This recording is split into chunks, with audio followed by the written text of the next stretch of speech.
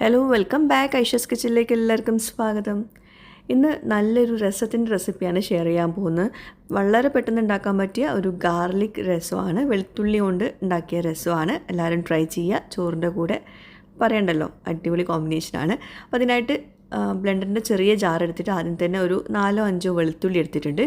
പിന്നെ ചെറിയ ജീരകം, അത് ഒരു ചെറിയൊരു ടീസ്പൂണ്, നിറയൊന്നും എടുക്കണ്ട, ഇത്ര എടുത്താൽ മതി കേട്ടോ. കുറച്ച് മാത്രം മതി, ഒരുപാടാവണ്ട.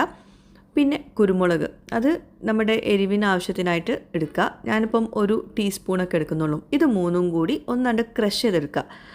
പേസ്റ്റ് ഒന്നും ആക്കണ്ട, വെള്ളമൊന്നും ഒഴിക്കണ്ട, ഒന്ന് ക്രഷ് ചെയ്തെടുത്താൽ മതി ഈ ഒരു പരുവത്തിൽ കേട്ടോ. അപ്പോൾ ഇതാണ് നമ്മൾ ആദ്യം തന്നെ പാത്രത്തിലോട്ട് ചേർത്ത് കൊടുക്കുന്നത്. ഏത് പാത്രത്തിലാണോ നമ്മൾ രസം ഉണ്ടാക്കുന്നത് അതിലോട്ട് ചേർത്ത് കൊടുക്കുക. അപ്പോൾ ഞാൻ കുറച്ച് വെള്ളം ഒഴിച്ചിട്ട്, ആ ജാറിൽ വെള്ളം ഒഴിച്ചിട്ട് ആ ഒരു ഇത് എടുക്കാൻ വേണ്ടിയിട്ടാണ് അങ്ങനെ ഒഴിച്ചു കൊടുക്കുന്നുണ്ട്.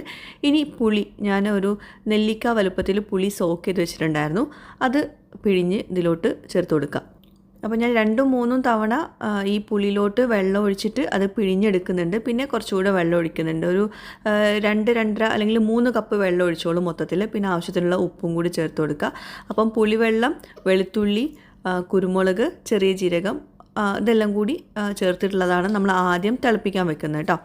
അപ്പോൾ ഇനി ഇത് നന്നായിട്ട് തിളക്കട്ടെ. കുറച്ച് ലൂസായിട്ടാണ് നമുക്ക് ഈ ഒരു ഇത് വേണ്ട കേട്ടോ. അപ്പോൾ പുളീൻ്റെ കൂടെ ആവശ്യത്തിൻ്റെ വെള്ളം ഒഴിക്കുക. ഒരു 3 കപ്പോളം വെള്ളം ഉണ്ടാവും. നന്നായിട്ട് തിളയ്ക്കണം കേട്ടോ. ഒരുപാട് നേരം തിളപ്പിക്കേണ്ട, പക്ഷേ ഒരു 2-3 തവണ നന്നായിട്ട് തിളച്ചോട്ടെ. ഇനി നമുക്ക് കുറച്ചധികം വെളുത്തുള്ളി നന്നായിട്ട് കഴുകിയെടുക്കുക. തൊലിയോട് കൂട്ടി ഒന്നങ്ങനെ ചതച്ചെടുത്തിട്ടുള്ളൂ കേട്ടോ. ഇത് തൊലിയൊന്നും കളഞ്ഞിട്ടില്ല. ഒന്ന് കുത്തി കൊടുക്കുക, ഒന്ന് ചതച്ചെടുക്കുക.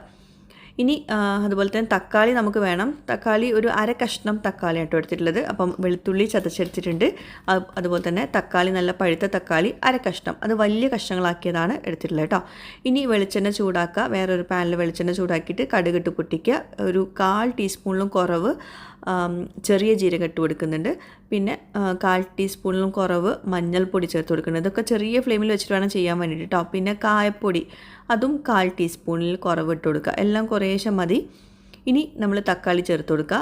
1/2 കഷ്ണം തക്കാളി ചേർത്തിട്ടുണ്ട്, വലിയ കഷ്ണങ്ങളാക്കിയതാണ്. പിന്നെ വെളുത്തുള്ളി തൊലിയോട് കൂടിയിട്ട് ചതച്ചതുണ്ടല്ലോ, അതും കൂടി ചേർത്ത് കൊടുക്കുക.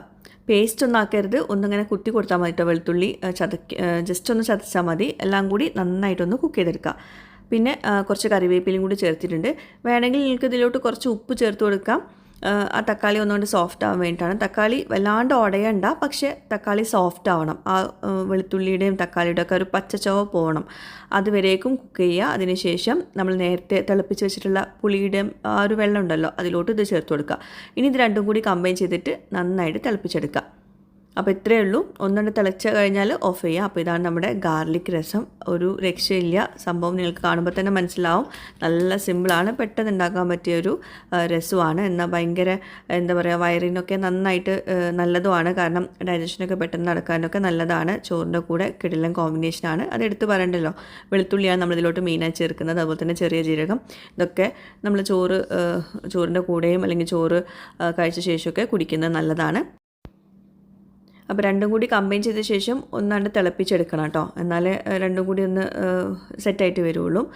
പിന്നെ രസമൊക്കെ നമ്മൾ കുടിക്കുമ്പോൾ എപ്പോഴും ഇങ്ങനെ കുക്കായ ശേഷം കുറച്ച് നേരം ഒന്ന് സെറ്റ് ചെയ്യാൻ വേണ്ടി വെക്കണം. അതിന് ശേഷം വേണം സെർവ് ചെയ്യാൻ. അപ്പോൾ ഇതാണ് നമ്മുടെ ഗാർലിക് രസം. എല്ലാവരും ട്രൈ ചെയ്യുക. പെട്ടെന്ന് ഉണ്ടാക്കാൻ പറ്റിയതാണ്. രസം പൗഡറോ അങ്ങനെയൊന്നും ആവശ്യമില്ല. ഭയങ്കര സിമ്പിളായിട്ട് വീട്ടിലുള്ള ചേരുവകൾ വെച്ചിട്ട് തന്നെ ഉണ്ടാക്കാൻ പറ്റിയ രസത്തിൻ്റെ റെസിപ്പിയാണ്. എല്ലാവരും ട്രൈ ചെയ്യുക. ഫീഡ്ബാക്ക്സ് എഴുതി അറിയിക്കുക. അപ്പോൾ ഇന്നത്തെ ഈ ഒരു രസം റെസിപ്പി എല്ലാവർക്കും ഇഷ്ടമായിട്ടുണ്ടെന്ന് വിശ്വസിക്കുന്നു. പുതിയൊരു വീഡിയോയുമായിട്ട് വ്ളോഗുമായിട്ടൊക്കെ വരുന്നവരേക്കും ബൈ. Thank you.